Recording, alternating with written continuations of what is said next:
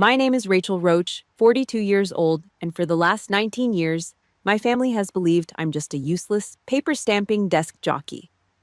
But I never thought I would be publicly humiliated like this, right in the middle of Los Angeles International Airport. My brother Garrett stood there in his slick Armani suit, waving an economy-class boarding pass in my face like he was tossing change to a beggar. He laughed loud enough for the whole line to hear, "Middle seat near the toilet, Rach. You're used to roughing it anyway. First class isn't for people living paycheck to paycheck." My mother looked away embarrassed for me, but what they didn't know was that inside the pocket of my cheap jacket sat a code-red military ID, and a C-37B military jet was awaiting clearance to take off just for me. They thought I was the black sheep of the family. They had no idea the storm that was about to hit when the gate guard saw my badge. Before we keep going, take a second to hit like and subscribe, but only if you really like this story. Also, drop your location and local time in the comments. I'd love to know where you're listening from. The drive up my parents' driveway in Orange County felt longer than a combat deployment. My spine ached. 24 straight hours in a windowless room in DC tracking a grid threat will do that to you. I killed the engine of my 2008 Ford F-150. It sputtered, choked, and finally died. The exhaust smelled like cheap gas and burnt oil. I parked it right next to a glaringly white Tesla Model X. The gull-wing doors were popped open like it was ready to take flight. "Watch the paint, raged Garrett." He stood on the porch, a glass of bourbon in one hand, wearing a cashmere sweater that probably cost more than my truck's transmission. He gestured with his drink toward my dented fender. "You leak oil on my concrete, you're paying for the power wash. Seriously, when are you going to scrap that piece of junk?" I ignored him, grabbed my duffel bag from the passenger seat, shoulders squared, back straight, habit. I walked past him smelling his overpriced cologne, masking the smell of sheer arrogance. Inside the house smelled like roasted turkey and suffocating expectations. The TV blared from the living room. The Dallas Cowboys were down by 10. My dad was yelling at the screen, gripping a Bud Light like a weapon. "Hey, the prodigal daughter returns," Dad muttered, barely taking his eyes off the quarterback. "Grab a plate, Garrett's about to carve." We gathered around the dining table, the picture-perfect American family. Garrett stood at the head, slicing the turkey with an electric knife like he was performing surgery. He didn't stop talking, not for a single second. So the seed round closed at 50 mil. Garrett bragged, tossing meat onto a platter. "My options alone will cover the new cabin in Aspen." Blanca already picked out the heated floors.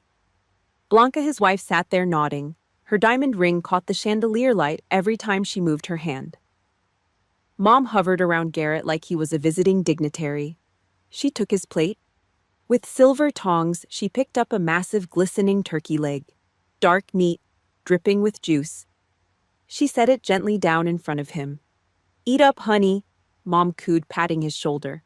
"You used that big brain of yours all day running that startup. You need the protein."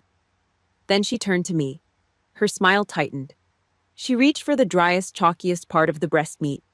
2 thin, sad slices, dropped them on my plate next to a spoonful of plain green beans. "There you go, Rachel," Mom said, taking her seat. "You work with your hands at that little desk job. Best to watch the carbs. We don't want you getting sluggish." I stared at the dry meat. I hadn't eaten a hot meal in 2 days. I picked up my fork. Garrett clinked his fork against his crystal water glass. "All right, listen up, Mom, Dad. For your 40th anniversary this spring, I'm taking care of it. Total package. We're doing Hawaii." Mom gasped. Dad finally looked away from the football game. 5-star resort in Maui. Garrett continued soaking up their adoration. He looked over at me. A condescending smirk crept across his face. "Don't worry about the cost, Rach. I got the tab. You just pack your little duffel bag. I'll find a cheap Motel 6 down the road for you. You're low maintenance, used to roughing it, right?" My jaw tightened. I took a slow, deliberate breath. 4 seconds in, 4 seconds out. Heart rate steady. Keep it under control. "Actually," I said, my voice quiet but cutting through the room, "I just got bumped up at the department. The clearance level." "Let's not ruin a good mood, kid," Dad interrupted, waving his beer bottle at me dismissively. A government pension is safe. It pays the rent. Just be happy with that. Leave the big leagues to your brother. Garrett chuckled. He reached into his pocket and tossed a small velvet box across the table. It landed by Dad's plate. Go ahead, open it. Dad flipped it open, a shiny Lexus key fob. Mom screamed. Blanca clapped. It's out in the driveway, Garrett beamed. Merry Thanksgiving. While they were losing their minds over leased luxury, Garrett slid a thin white envelope across the table toward me. It stopped against my plate. Didn't forget you, sis, Garrett said, taking a sip of his wine. Figured you could use a break at the checkout aisle. I picked up the envelope. The paper was cheap. I tore it open. Inside was a small stack of paper clipped together. Walmart grocery coupons, 50 cents off canned soup, $1 off laundry detergent. I flipped the top one over. The expiration date was stamped in red ink. October 15th.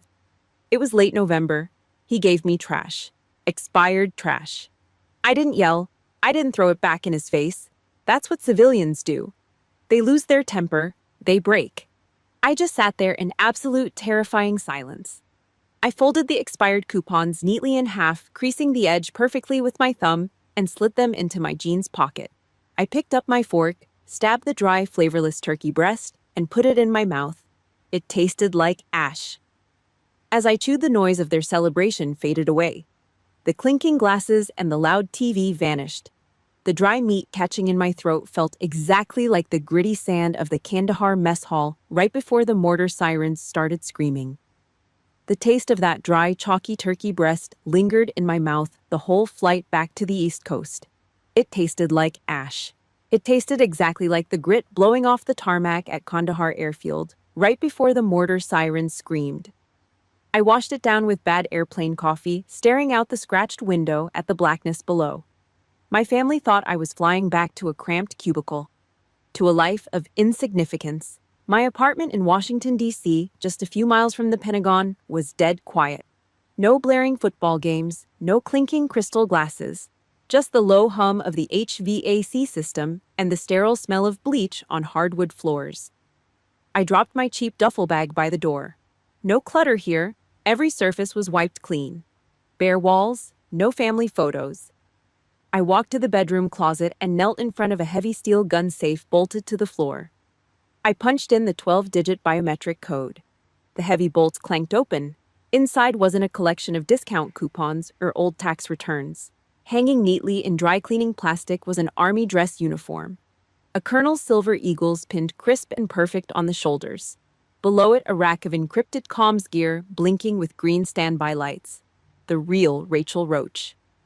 I reached past the tactical gear and pulled out a battered Nike shoebox from the bottom shelf.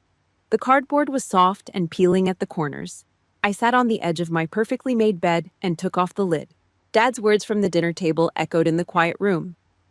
Leave the big leagues to your brother. He said the exact same thing 19 years ago. I remember the smell of the catered barbecue in our backyard. Garrett had just gotten into Stanford. Mom rented a massive white tent. Dad bought a case of imported champagne. The whole neighborhood came over to toast the boy genius. I stood by the fence holding my acceptance letter from the United States Military Academy at West Point. An appointment signed by a sitting congressman. Less than 10% of applicants get in. I handed it to my dad while he was icing down some beers. He glanced at the official seal, wiped his wet hands on his jeans, and handed it back. West Point, huh? He grunted. Well, at least it saves us tuition money. Go grab your brother another burger. No toast, no tent, just a free ride so they could funnel more cash into Garrett's startup dreams. I looked down at the contents of the shoebox. Stacked inside were dozens of letters in standard military envelopes. They were addressed to my parents' house in Orange County. They were all marked "Return to Sender" or just tossed back into the mail pile. Some were stained with coffee rings. Others had been stepped on. Not a single one had been opened. I picked up a letter dated 2010. I wrote that one by flashlight in a bunker in Helmand Province, my hands shaking from the adrenaline of a 3-hour firefight. I just wanted them to know I was alive. I wanted someone back home to care. They never broke the seal. But the monthly allotment checks I sent to help them pay off Garrett's first failed business venture, Those were cashed within 48 hours, every single time. My silence wasn't weakness, it was armor. You learn real quick in a combat zone that screaming for help only gives the enemy your position. My family wasn't the enemy, but giving them my pain was just giving them ammunition. I dropped the letter back into the box. I stood up, walked into the cold bathroom, and turned on the harsh fluorescent light above the sink. I pulled the gray t-shirt over my head and dropped it on the floor. I turned sideways, looking at my reflection. High on my right shoulder, just below the collarbone, was a jagged, puckered starburst of thick, pink tissue. An exit wound. A 7.62 millimeter reminder of a bad day in a dusty valley that no one in California could point to on a map. I remember the phone call I made from the hospital at Ramstein Air Base in Germany, the heavy painkillers making my tongue thick. I told my mother I was hurt. I told her I was coming home for surgery. "Oh, Rachel," she had sighed through the receiver, the irritation bleeding through the line. "Still so clumsy. Falling off a bike at your age, Garrett just closed his first seed round, and now I have to leave his celebration dinner to pick you up at the airport." I didn't tell her about the ambush. I didn't tell her about the Purple Heart sitting in a velvet box next to my dress uniform. I just said I was sorry to interrupt her evening. I traced the edge of the scar with 2 fingers. The skin was numb, but the memory burned. If you have ever felt invisible in your own family, if you have ever swallowed your pain because you knew the people supposed to love you would only use it against you, do me a favor. Hit the like button and subscribe. And drop a comment below with just the word survivor. It helps to know I am not the only one fighting this silent war. I rested my hands on the cold porcelain of the sink. I stared into my own exhausted eyes in the mirror. I had spent nearly 2 decades of my life taking bullets, tracking threats, and protecting millions of Americans sleeping soundly in their beds. But as I stood there in the dead of night, a bitter question clawed at my throat. Who was supposed to protect me from my own blood? Before I could answer my own question, the silence of the apartment shattered. It wasn't my personal cell phone. It was the heavy encrypted satellite phone locked inside the steel safe, a blaring, high-pitched klaxon. Code red. Priority 1. The self-pity died instantly. The soldier took over. The klaxon from the safe didn't just wake me, it rewired my nervous system. 40 minutes later, I was deep underground in a Pentagon SCIF. No windows, no natural light, just banks of monitors glowing aggressive shades of red and the hum of industrial air conditioning freezing the sweat on the back of my neck. 72 hours. That's how long I had been awake. My eyes felt like they were full of crushed glass. I lived on black burnt coffee from a styrofoam cup that tasted like battery acid. The threat was real. A coordinated cyber attack blinding the power grid on Oahu, coupled with intercepted chatter of a physical breach aimed at the Joint Base Pearl Harbor Hickam.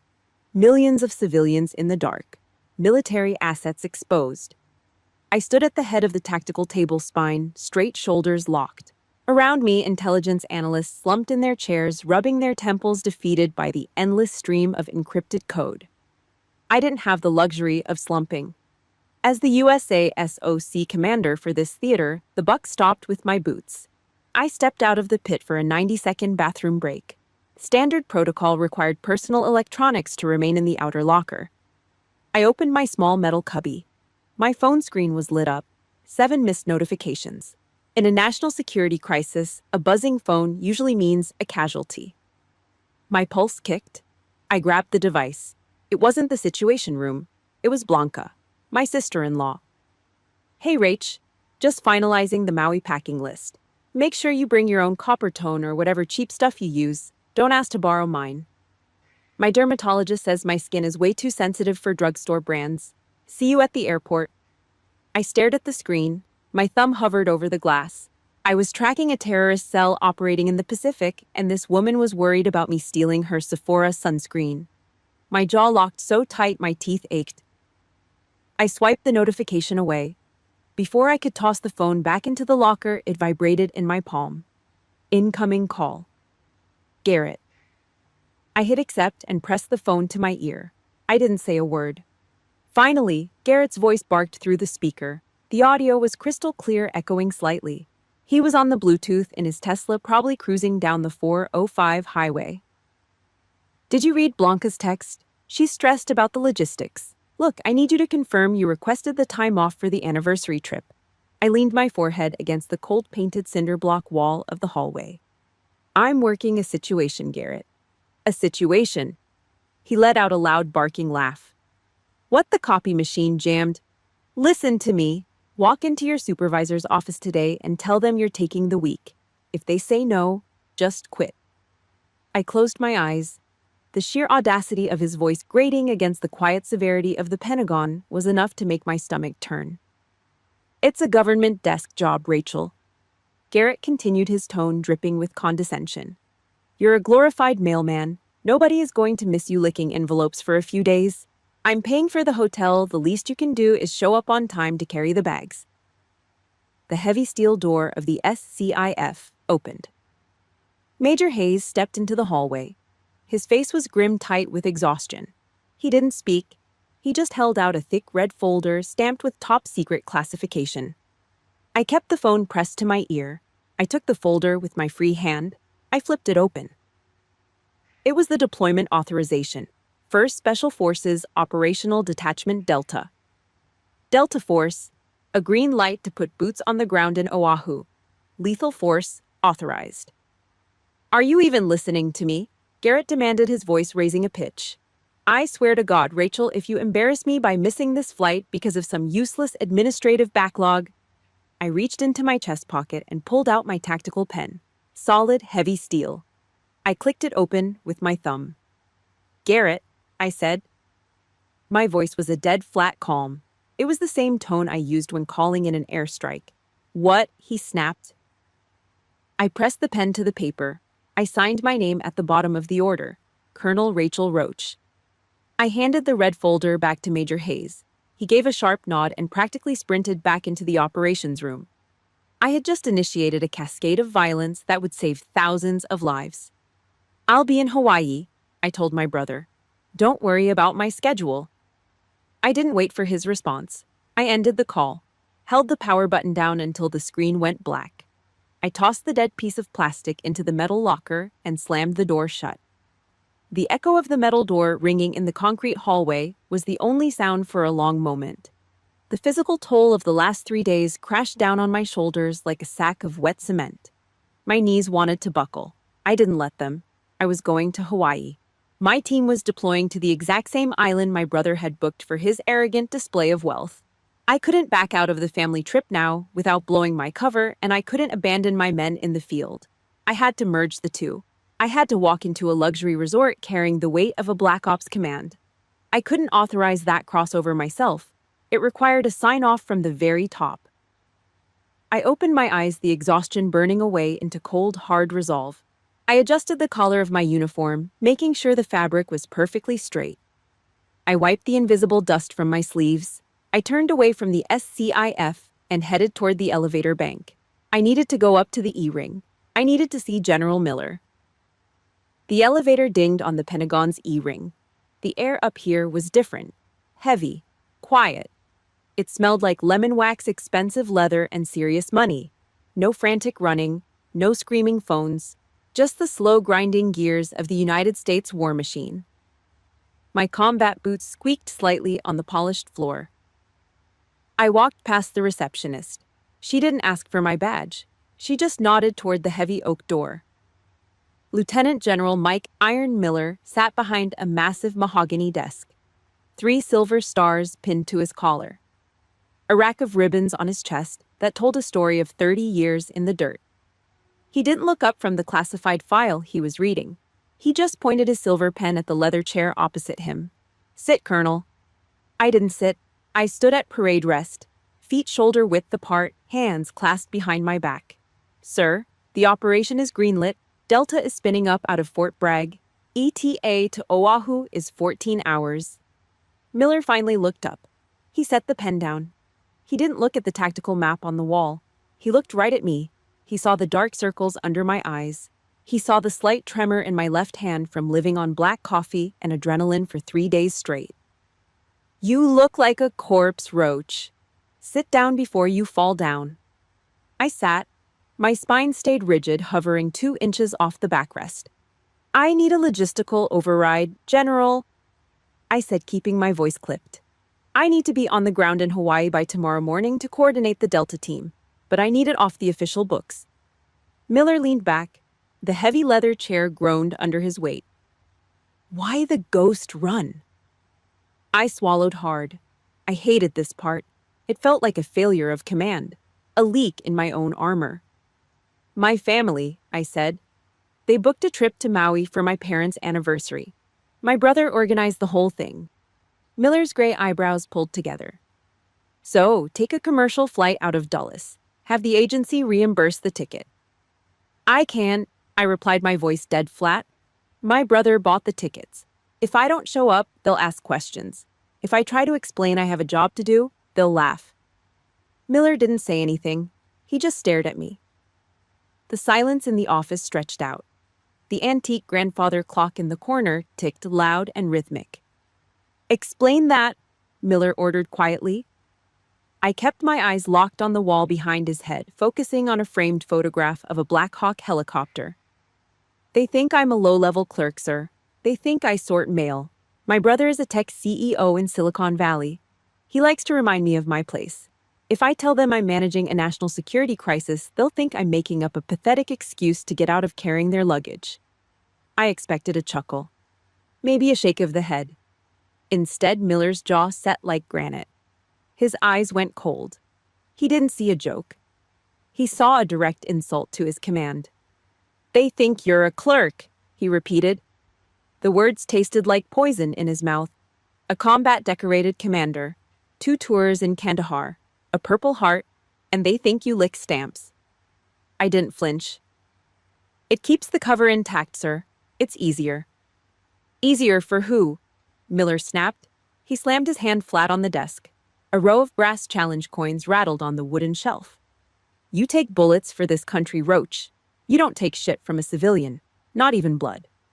He pulled a heavy red phone across the desk. He punched a single button. Airfield Command. Give me a bird.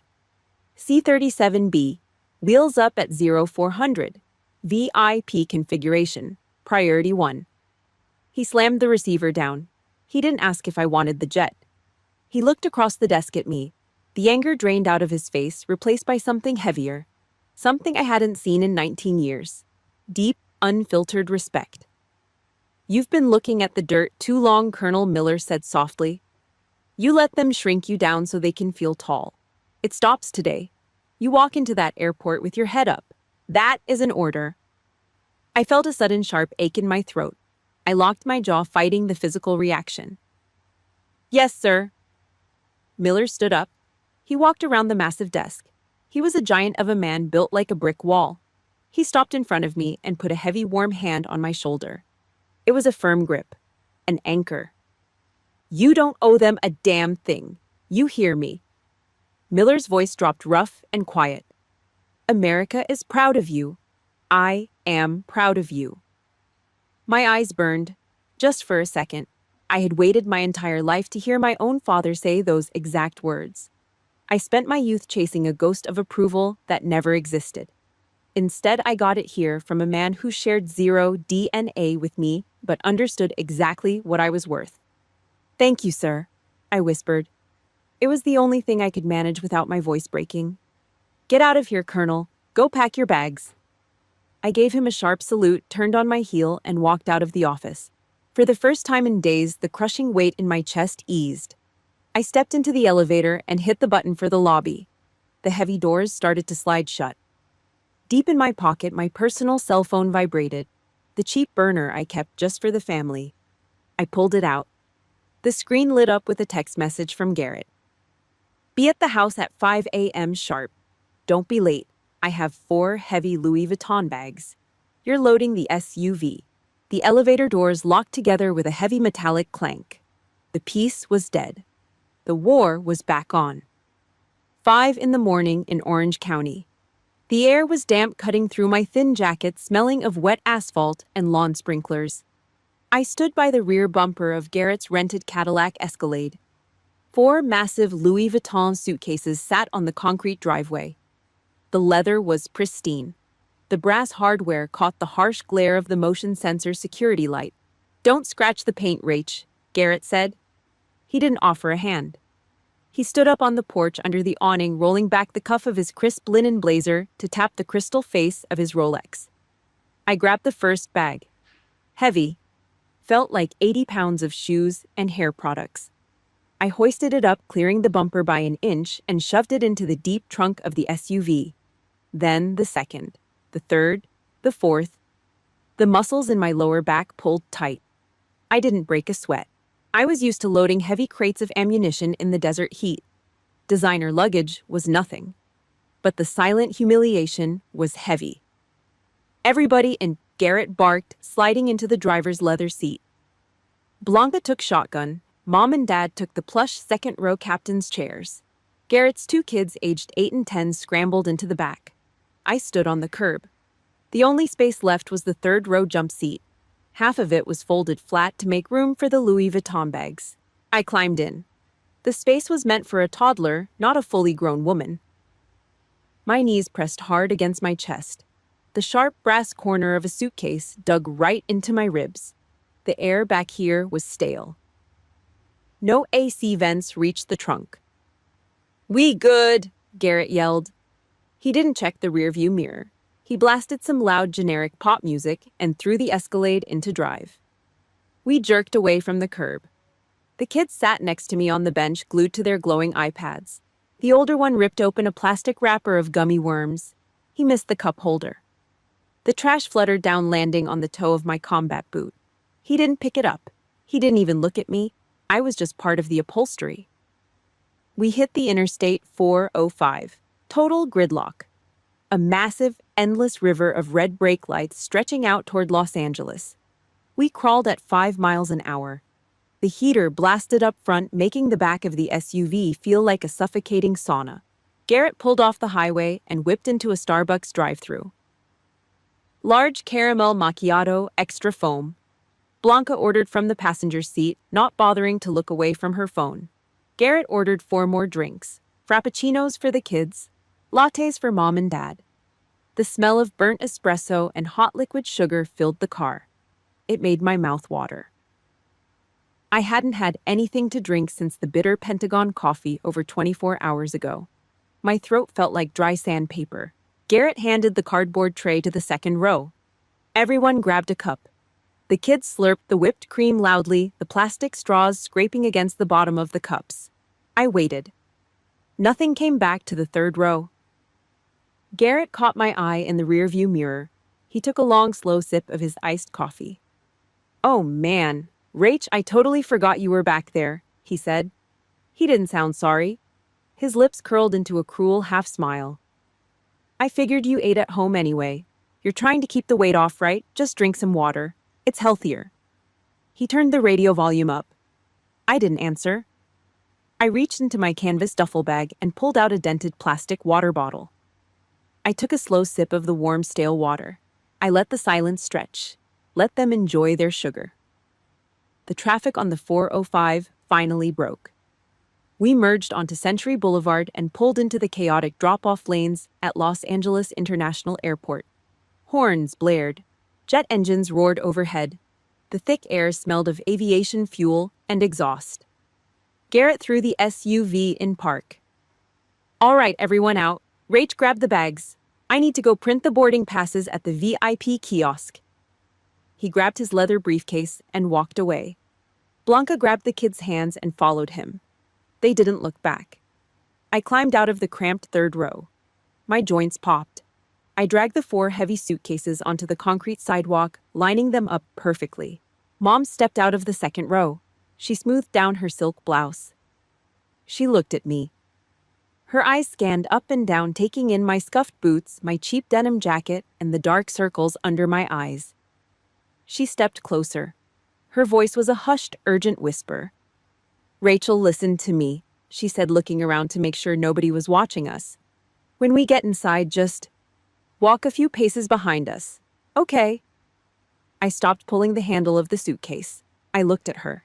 "Your brother worked very hard to get us first class." Mom continued, her voice tightening with irritation. "You look incredibly sloppy." I don't want the gate agents treating Garrett poorly because they think he's associated with someone who looks well, like you. She gave me a tight fake smile, turned on her heel, and walked toward the sliding glass doors of the terminal. I stood alone on the curb. The roar of a commercial jet taking off shook the concrete under my boots. I closed my eyes. I curled my hands into fists. I squeezed until my fingernails dug deep into the flesh of my palms. 4 sharp half-moon cuts. The physical sting grounded me. It kept the rage from boiling over into a public screaming match. Walk a few paces behind. I opened my eyes. I let go of the suitcases. I reached into the inside pocket of my jacket. My fingers brushed the cold, hard metal of the military identification badge. They had exactly 10 minutes left to treat me like a dog. Tom Bradley International Terminal at LAX was an absolute zoo. The heavy glass sliding doors parted, hitting us with a blast of over-conditioned air that smelled like floor wax, stale pretzels, and aviation fuel. Thousands of exhausted people dragged rolling bags across the scuffed linoleum. Babies screamed. The PA system echoed overhead with overlapping, unintelligible announcements. To our left, the economy check-in line snaked back and forth through a maze of nylon ropes. Hundreds of people packed together like cattle. Kids sitting on duffel bags. People eating cold sandwiches out of plastic wrappers. They all looked miserable, exhausted, and resigned to the grind of commercial travel. Garrett didn't even glance in their direction. He adjusted the lapels of his linen blazer, gripped the handle of his Louis Vuitton suitcase, and marched us straight toward the right, the priority first-class lane. There was a thick crimson carpet, heavy brass stanchions holding up velvet ropes, and zero waiting. Garrett strolled up to the polished marble counter like he owned the airline. He dropped his heavy bags on the metal scale with a loud thud. He pulled a thick metal platinum medallion credit card from his wallet and slapped it down on the counter. The sound echoed sharp in the quiet VIP area. "Garrett Roach," he announced, his voice booming. "Party of 7 to Maui. Print the boarding passes, and we need our VIP lounge access keys. Make sure they know we're coming." The gate agent, a tired woman in a blue polyester vest with dark circles under her eyes, forced a tight corporate smile. She typed frantically on her keyboard. The heavy-duty printer behind the desk hummed to life. Thick, glossy cardstock tickets began to slide out. Garrett picked them up one by one. He held them like a dealer handing out winning hands at a high-stakes Vegas blackjack table. He was putting on a show. Not just for us, but for the hundreds of people stuck in the economy line 20 feet away. He wanted them to see him. He wanted them to know how much better he was. "Mom, Dad," Garrett said, handing over 2 glossy passes. "Row 2, window and aisle. They serve the champagne before takeoff, so make sure you ask for it." Mom beamed. She took the tickets, clutching them to her chest like a lottery win. "Oh, Garrett, you shouldn't have." He turned to his wife. "Blanca, you and the kids are in row 3. Pre-boarding is in 40 minutes. Take them to the lounge and get some food." Blanca smirked, adjusting her oversized designer sunglasses on top of her head. She snatched the passes and grabbed the kids' hands. Then Garrett turned to me. The printer behind the desk spat out one final ticket, but it didn't come out on the thick, glossy cardstock. It came out of a small automated machine on the side. It was a thin, flimsy strip of cheap thermal receipt paper. Garrett picked it up between his index and middle finger. He didn't hand it to me. He held it out in the space between us, letting it dangle in the air. Suddenly, the noise of the terminal seemed to drop away. The rolling suitcases, the screaming kids, the PA announcements, it all faded into a dull, distant hum. Time slowed down to a crawl. I could see the tiny dust particles floating in the fluorescent light between us. I could see the cruel, deliberate curl of Garrett's upper lip. He raised his voice. He made absolutely sure that the exhausted working-class people standing in the economy line right next to us could hear every single word. "Middle seat Rach," Garrett said, his voice dripping with venom. "Row 38, right next to the lavatory." Blanca let out a sharp nasal giggle. My mother suddenly found the digital departure board on the ceiling incredibly interesting. She turned her head completely away, refusing to make eye contact with me. She wouldn't defend me. She never did. Garrett shook the flimsy paper in my face. It made a pathetic, crinkling sound. "Sorry, kid," he said loud enough for the whole terminal to hear. "First class isn't for people living paycheck to paycheck. Maybe if you worked a little harder at that desk job, you wouldn't be flying with the cargo." A few people in the economy line turned to look at us. I felt their eyes burning into the side of my face. I felt the collective pity, the second-hand embarrassment. I didn't reach for the ticket. I didn't blink. The muscles in my jaw tightened, locking into place. My heart rate didn't spike into a panic. It dropped. Slow, steady, rhythmic thumps vibrating against my ribs. It was the exact same biological response, the exact same heart rate I had when I put a high-value target in the crosshairs of a rifle. I looked at Garrett. I didn't see my older brother. I saw a threat. I saw a pathetic, insecure bully who used his bank account as a weapon because he had absolutely zero courage in his blood. If you have ever stood in front of someone who tried to tear you down just to make themselves feel taller, if you know the burning heat of public humiliation, do me a favor. Hit the like button, subscribe to the channel, and drop a comment below with just the word, enough. It lets me know I have my squad standing right here with me. Garrett sighed, clearly annoyed that I wasn't giving him the tearful, humiliated reaction he wanted. He wanted me to look down. He wanted me to shrink. "Take the damn ticket, Rachel," Garrett snapped, shoving the paper toward my chest. "People are waiting." I took a slow half-step back, my heavy combat boots planted firm on his precious red carpet. I kept my eyes locked dead on his. I reached my right hand into the inside pocket of my faded, cheap denim jacket. My fingertips brushed past the useless, expired Walmart coupons he had given me the night before. They kept going, deeper into the pocket. My fingers found what they were looking for. The heavy, cold, black-edged metal of a Department of Defense code red identification card. A piece of metal with clearance codes high enough to ground every single commercial flight on this tarmac with one phone call. I wrapped my fingers around the cold steel. It was time to pull the pin. The air in the VIP lane felt heavy, thick with my brother's manufactured superiority. Garrett held the flimsy thermal paper ticket out, waiting for me to take it, waiting for me to submit. I didn't take the ticket. I stepped past him. I ignored his exasperated sigh. I walked right up to the polished marble check-in counter. The tired gate agent looked up, annoyed that a woman in a faded denim jacket was interrupting her platinum tier transaction. "Ma'am, you need to wait your turn." The agent droned, her fingers hovering over the keyboard. I didn't speak. I reached into my jacket, pulled out the heavy black-edged Department of Defense identification card, and slapped it face up on the marble. It hit the stone with a solid metallic clack. The agent rolled her eyes, picking up her laser scanner. She hit the barcode on the back of the card.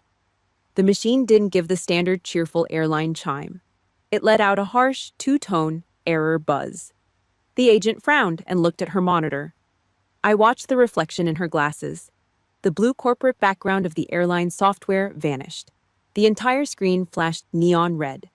Big block white letters locked onto the center of the display. Priority 1. Yusei Soks, Commander. Clearance code, red. The blood instantly drained from the agent's face. Her jaw went slack.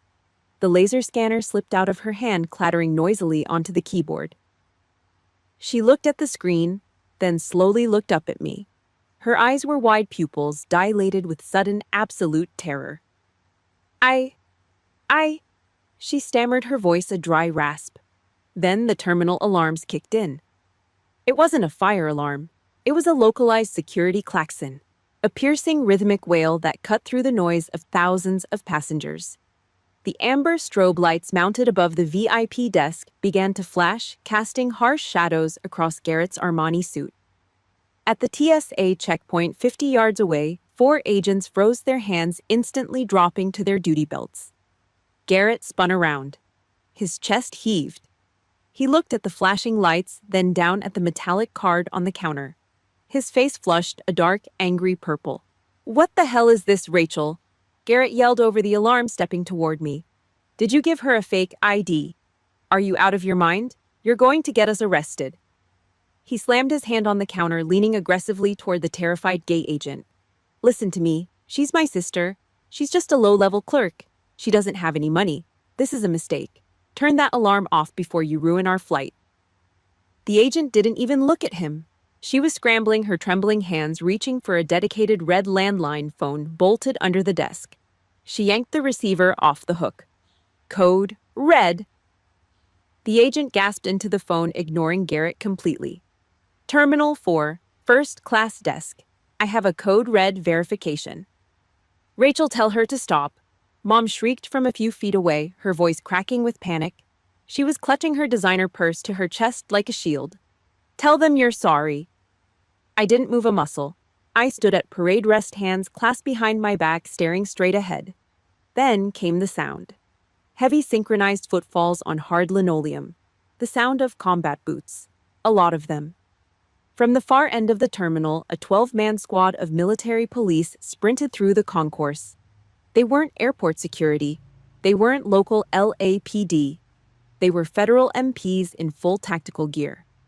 Olive drab plate carriers, drop-leg holsters, AR-15 rifles strapped tight across their chests. They hit the economy line like a battering ram.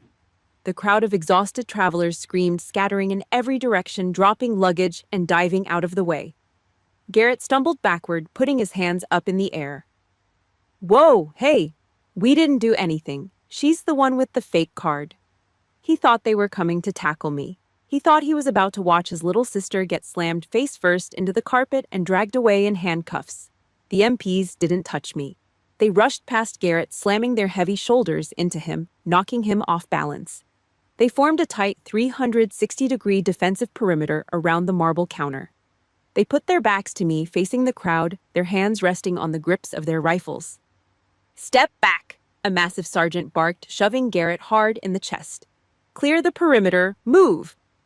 Garrett tripped over his own Louis Vuitton suitcase and fell hard onto his backside. Blanca screamed, grabbing her 2 kids and pulling them behind a concrete pillar. The perimeter locked down. Total security. A tall army major in a crisp multicam uniform pushed his way through the line of MPs. He stopped dead exactly 3 feet in front of me. He didn't look at Garrett crying on the floor.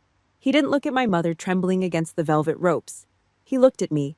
He snapped his heels together. The sound was like a gunshot. He threw a razor-sharp salute. "Colonel Roach!" The major shouted, his voice echoing off the high ceiling of the terminal. "Airfield Command has your C-37B prepped on the private tarmac. Engines are hot. We are here to escort you to your jet, ma'am." The entire terminal went dead silent. The only sound was the rhythmic flashing of the amber strobe light. Garrett sat on the floor. His mouth hung open. The muscles in his neck twitched. He looked up at the major, then slowly turned his head to look at me. The arrogant tech CEO sneer was gone. It was replaced by raw, unadulterated shock. His brain couldn't process the math. The flimsy thermal paper economy ticket slipped out of his trembling fingers. It fluttered in the air for a second before landing softly on the red carpet right next to the scuffed toe of my combat boot. "Colonel," my father whispered from the edge of the perimeter. His voice was hollow, weak. "You're Colonel Wati is." Outside the ring of heavily armed soldiers, the crowd had recovered from their initial panic. Dozens of smartphones were already raised in the air. The little red recording lights blinked from every direction. Hundreds of lenses focused right on Garrett, the loudmouth bully in the Armani suit, currently sitting on the floor, surrounded by military firepower. I looked down at the paper ticket by my boot. Then I looked down at my brother. Garrett scrambled to his feet.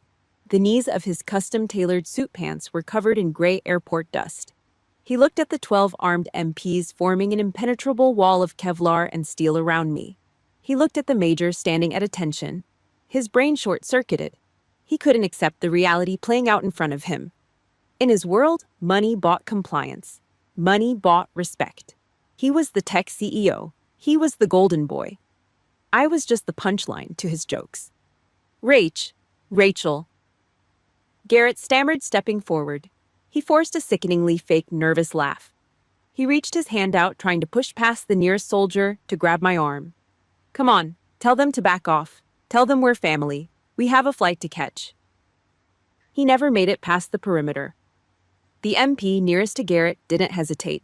He dropped his shoulder, stepped into the space, and drove the hard composite stock of his AR-15 directly into Garrett's chest. It wasn't a gentle push. It was a tactical strike. Garrett choked, stumbling backward and crashing hard into the brass stanchion holding the velvet ropes. The heavy metal pole tipped over, hitting the tile floor with a loud clang. "Back the fuck up!" The MP barked, his hand resting aggressively on his sidearm. "Maintain distance from the senior officer. Do it now." Garrett stayed down. He grabbed his chest, gasping for air. The fake smile was gone. "Officer!"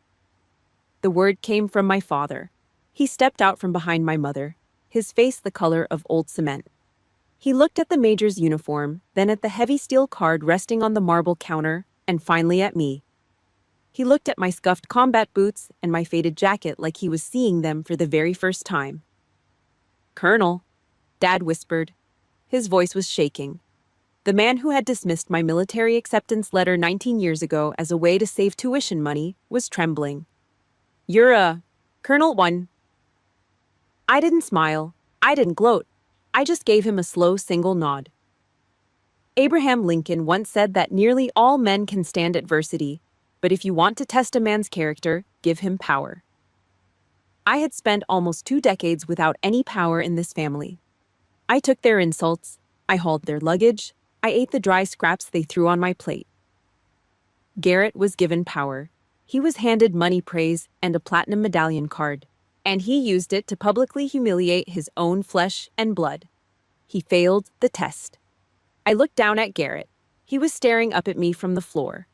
The flashing amber security lights caught the sweat beading on his forehead. He was surrounded by hundreds of strangers holding up their iPhones. Dozens of camera lenses were zoomed in right on his terrified, pathetic face. Every tech blog, every Reddit forum, every local news station in California would have this footage by noon. The great Silicon Valley CEO laid out on the floor of LAX, crying over a piece of cheap thermal paper. I reached down and picked up my code-red ID card from the counter. I slid it back into my jacket pocket. "You were right, Garrett," I said. My voice was quiet, but it carried perfectly through the dead silence of the terminal. He blinked, confusion warring with the panic in his eyes. "I don't belong in economy," I continued, my eyes locking onto his. "And you don't have the clearance to sit on the same flight as me." I turned my back on him. I didn't look at my mother. I didn't look at my father. I didn't owe them an explanation. I didn't owe them a tear. "Major," I said, addressing the officer standing rigidly at attention. "Yes, ma'am." "Clear a path to the tarmac. Let's go." "Moving out, make a hole," the sergeant yelled. The MPs pivoted, forming a flying wedge in front of me. The massive crowd of onlookers parted like the Red Sea. They scrambled out of the way, still holding their phones high, recording every second of my exit. I walked right through the middle of the terminal. I didn't rush. I didn't look back. I let the sound of my boots on the hard floor set the pace. I walked straight past the VIP security checkpoint. The TSA agents had already unlocked the heavy steel doors leading out to the private tarmac. The doors swung open. The cool, heavy Pacific Ocean air hit my face, smelling of salt and jet fuel. Out on the black asphalt, bathed in the glow of the runway lights, sat the C-37B military jet. Sleek, black, powerful.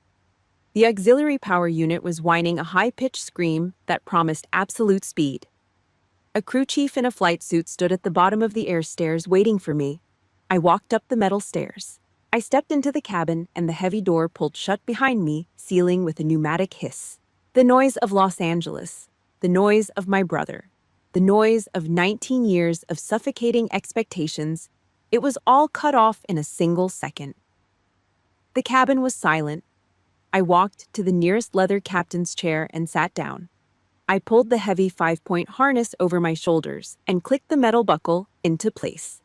The jet engine spooled up a deep, vibrating roar that shook the deck plates. We began to taxi. I reached into my pocket. My cheap burner phone was vibrating aggressively against my thigh. The cheap burner phone in my pocket vibrated against my thigh like a trapped insect. I ignored it. I sank deeper into the oversized leather captain's chair.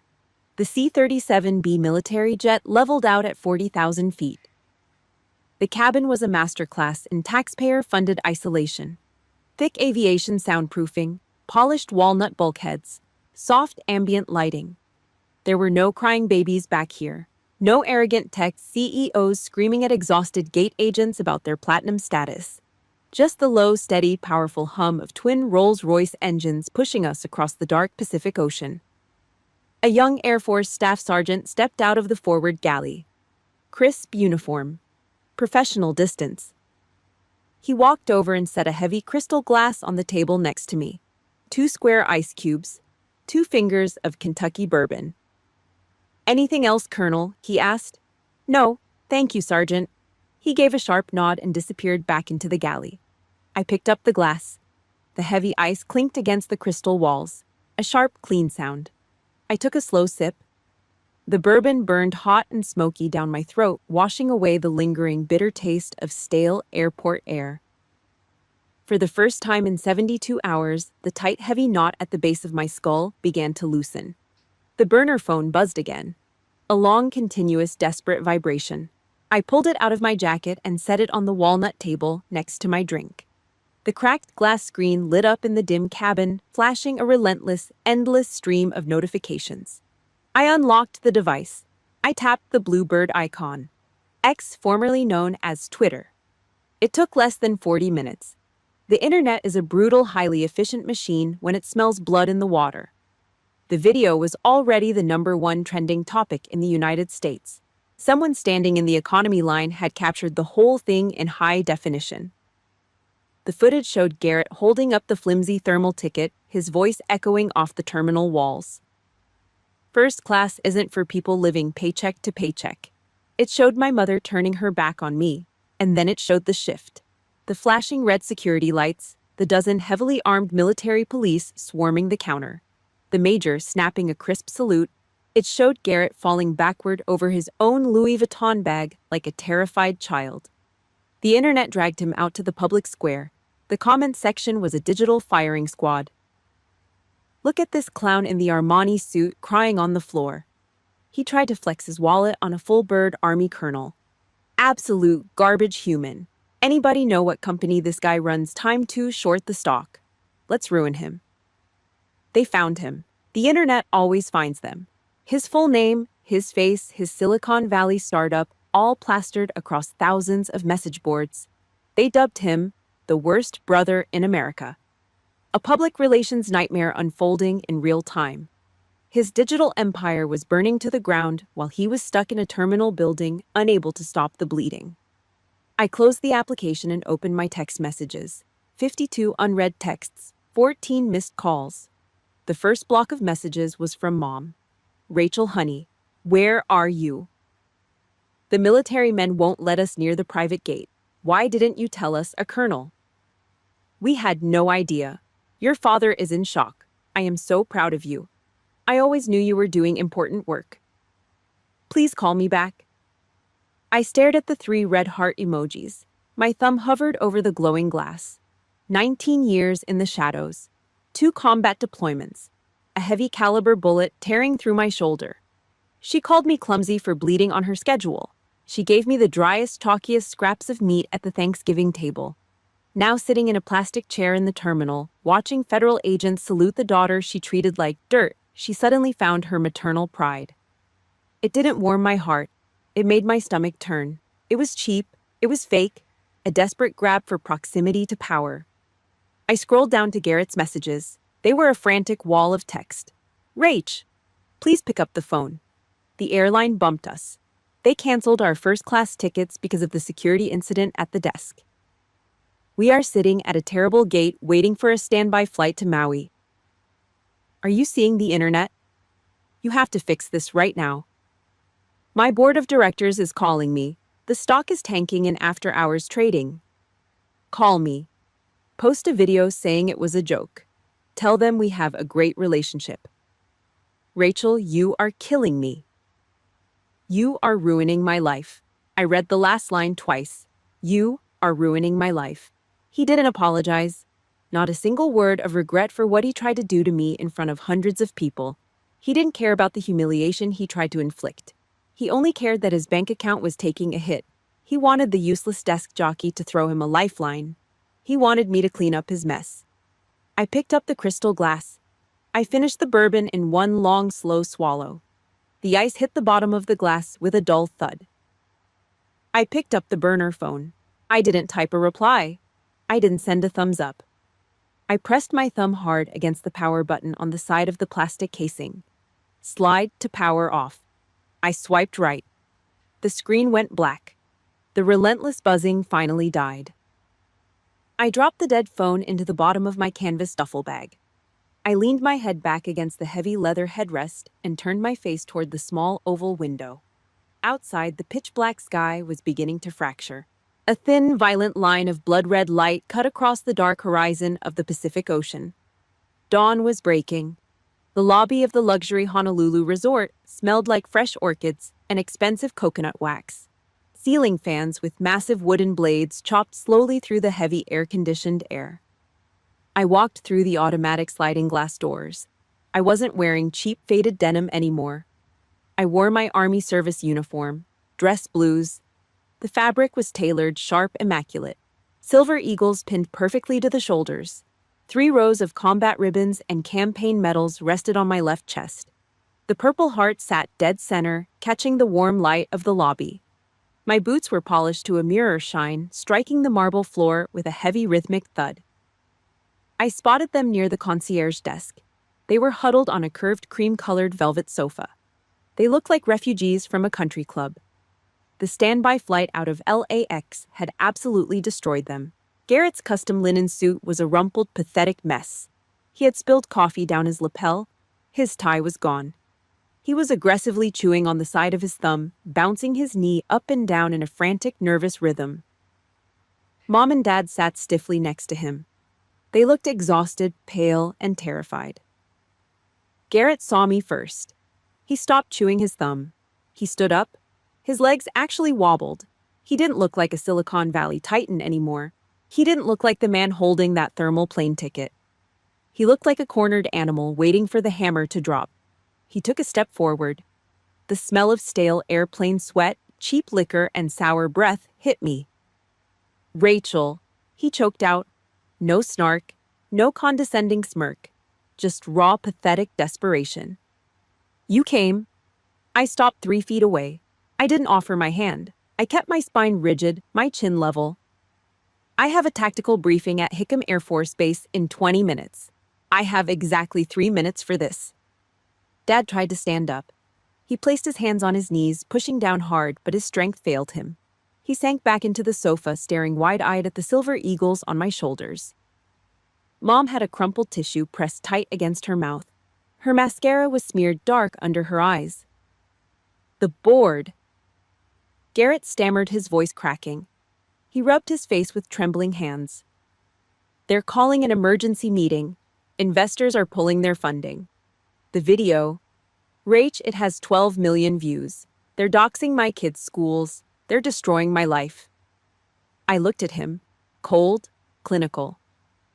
Actions have consequences. I was jealous. The admission ripped out of his throat, loud and ugly. A few wealthy tourists standing at the hotel bar turned their heads to stare. Garrett didn't care. He was bleeding out on the marble floor. "Okay, is that what you want to hear? You always had this quiet discipline. Even when we treated you like absolute garbage, you never broke. You never cried. It made me feel so damn small. So I bought big things. I made loud noises. I needed you to be a loser, so I could feel like a winner." He reached out his hands, shaking violently, but he stopped short of actually touching the dark blue fabric of my uniform. The military police at LAX had taught him that hard lesson. "Please." Garrett begged, tears welling up in his bloodshot eyes. "Just one post, a joint statement on Twitter. Take a picture with me. Tell them it was a misunderstanding. Tell them I'm a good brother.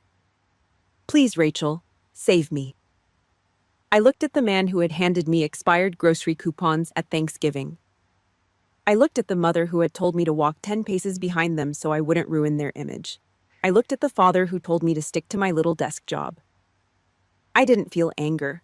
The rage was gone. All that was left was a massive, echoing canyon where my family used to be. "No." Garrett recoiled like I had just driven a combat knife into his ribs. "What?" "You need the pain, Garrett. It's the only way you'll ever grow up." I kept my voice low, steady, and completely devoid of emotion. I forgive you. For all of it.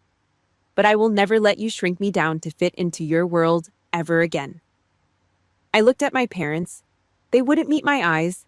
They just stared at the floor. Have a good vacation, I said. Lose my number.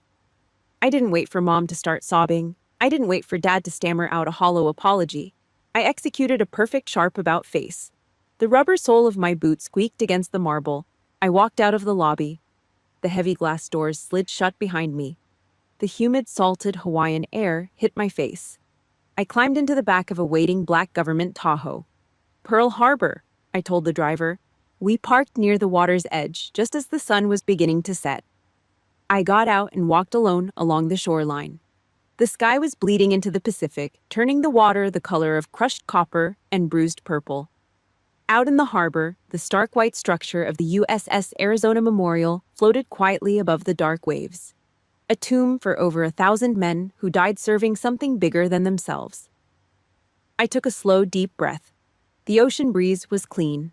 It tasted like freedom. I didn't need a seat in first class. I didn't need a seat at a Thanksgiving table where the meat was dry and the love was conditional. I had the uniform on my back. I had the men and women who trusted me with their lives. And for the first time in 42 years, I finally had myself. If you liked this story, please hit the like button, leave a comment, and subscribe to the channel. Thank you so much for listening, and I will see you in the next video.